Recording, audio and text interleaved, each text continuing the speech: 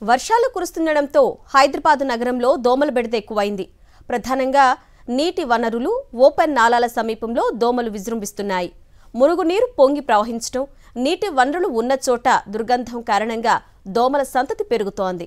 గత కొన్ని వారాలుగా దోమల సంఖ్య విపరీతంగా పెరిగిపోవడంతో నగరవాసులకు నిద్రలేని రాత్రులు గడుపుతున్నారు. వాతావరణంలో మార్పులు, వర్షాల కారణంగా దోమలు ప్రమాదకర స్థాయిలో పెరిగిపోయాయి.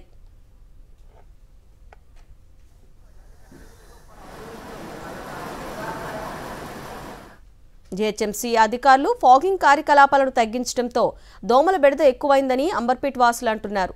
కిటికీలు, తలుపులు తెరిచి ఒక్క నిమిషం కూడా ఉండలేని పరిస్థితి తలెత్తిందన్నారు. దోమల నివారణకు కాయిల్స్ వాడితే పిల్లలు, వృద్ధులకు శ్వాసకోశ సమస్యలు వస్తున్నాయని ఆవేదన వ్యక్తం చేస్తున్నారు. వర్షాల కారణంగా మురుగునీరు నిలిచిపోతుందని, దీంతో తాము డెంగ్యూ, మలేరియా వంటి వ్యాధుల బారిన పడుతున్నామని చెప్తున్నారు. ఇదే అంశానికి సంబంధించి మరింత సమాచారాన్ని మా ప్రతినిధి రవిచంద్ర అందిస్తారు.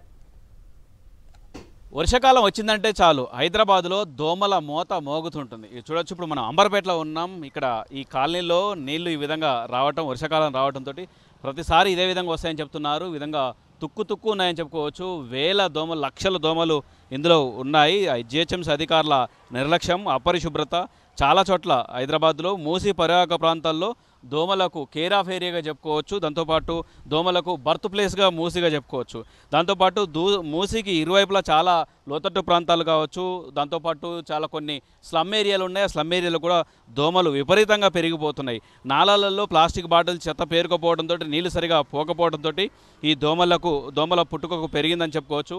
ఇది దోమలు మొత్తానికి ఇప్పుడే కాదు, దోమల చరిత్ర అనేది హైదరాబాదుతో ఎప్పటి నుంచో ఉందని కూడా చెప్పుకోవచ్చు.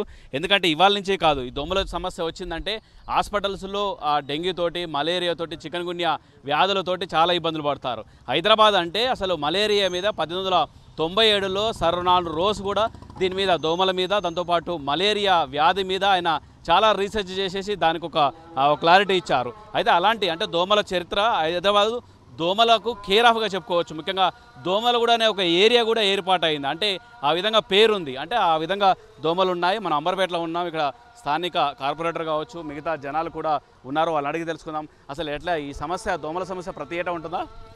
ఇక్కడ అంబర్పేట డివిజన్లో బాగా స్లమ్ ఏరియా. ఇక్కడ ఒక నాలా కూడా పారుతూ ఉంటుంది ఎప్పుడు.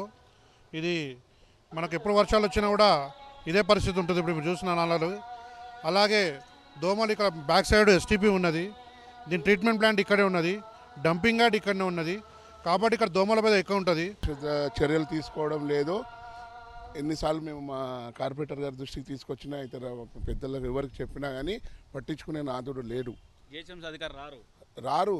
ఎప్పుడో మాత్రం అంతే చెప్పి మేము ఎప్పుడో చెప్పంగా వాళ్ళు ఎప్పుడో ఒకసారి ఇక వాళ్ళ బుద్ధి పుట్టినప్పుడు వస్తారు.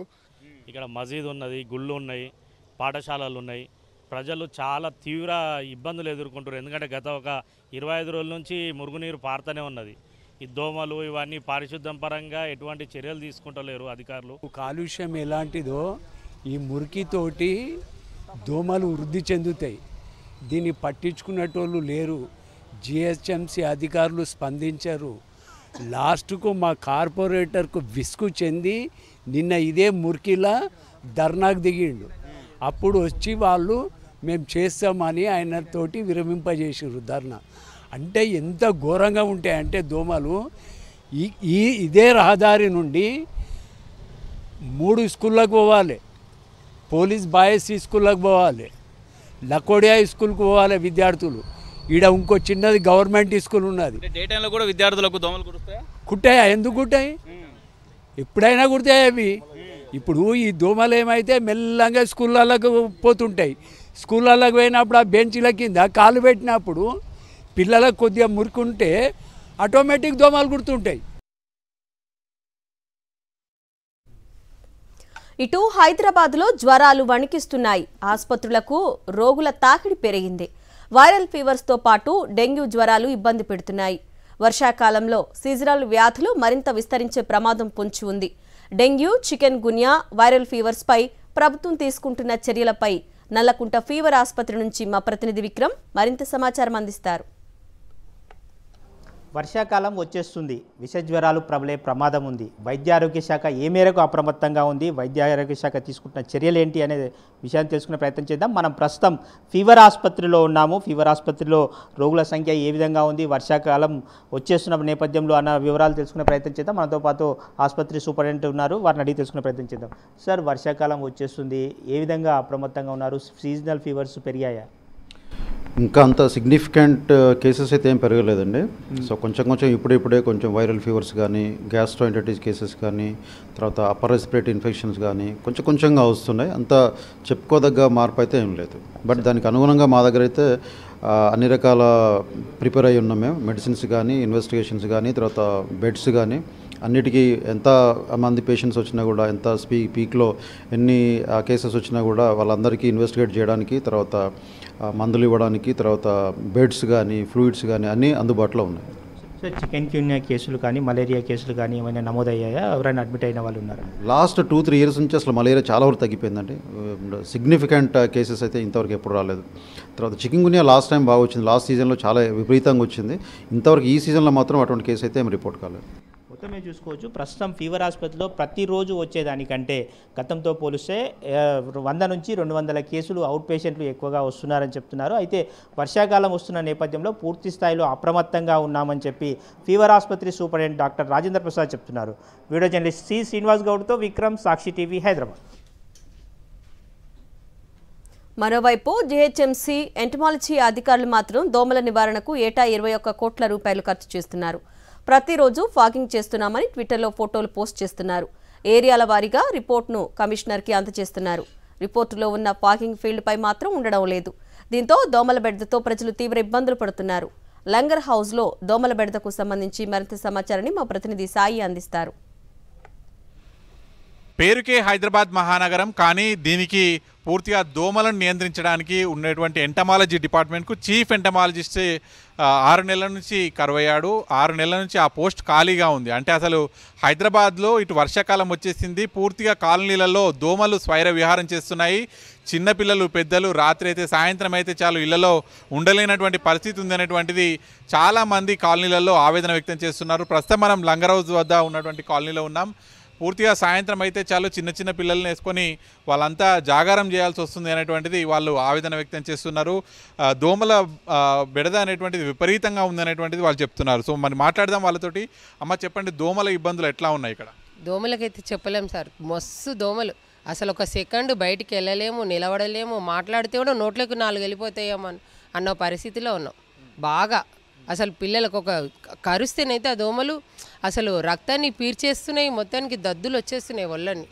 పిల్లలకు జ్వరాలు, వాంతులు, విరోచనాలు, పిల్లలు దద్దులు వస్తున్నాయి. ఆసుపత్రులలో తీసుకుపోవడం, పిల్లలకి ఇప్పుడు స్కూల్ స్టార్ట్ అయినా కానీ వాళ్ళని పంపించే పరిస్థితిలో లేకుండా అయిపోతున్నాయి. మాకు సాయంత్రం ఎన్ని గంటల నుంచి దోమలు స్టార్ట్ అవుతున్నాయి? స్టార్ట్ అయిందంటే ఇంకా విపరీతమైన దోమలు స్టార్ట్ అయితే ఇంకా కొంచెం అయితే. ఇప్పుడు సాయంత్రం అయితే దోమల పొగ కొట్టుడు ఇట్లాంటివి ఉంటాయి కదా? ఏది లేదు మాకు ఇంతవరకు. ఒక్క మనిషి పొగ అన్నట్టు దోమలు అని అసలు వచ్చే వాళ్ళే లేరు, ఎవరు పట్టించుకునే వాళ్ళే లేరు ఇక్కడ. ఎవరు చూడడానికి అన్నీ చేస్తున్నామంటారు కానీ మాకైతే ఇక్కడ ఏం చేసింది అర్థం కావట్లేదు.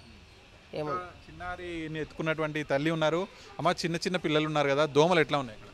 దోమలు చాలా టూ మచ్ సార్. యాక్చువల్లీ అసలు ఎంటమాలజీ డిపార్ట్మెంట్ ఉందా లేదా అనే పరిస్థితి క్వశ్చనబుల్. ఇది యాక్చువల్లీ సాయంత్రం 5 అయిందంటే sir, this is summer, peak summer కదా, I still wear my baby full hands వేస్తాను, ఫుల్ లెగ్స్కి. ఒక్కరోజు వేయకపోయినా డెఫినెట్లీ ఎన్ని దోమలు కరుస్తాయంటే బయటికి వచ్చామంటే యూ కుడ్ సీ ఇట్లా లేస్తాయండి. అసలు ఎక్కడ ప్రభుత్వం ఏం చేస్తుంది? అసలు ఎక్కడ ఉన్నాము మనం? హైదరాబాద్ మనం మెయిన్ సిటీ సెంటర్ సార్.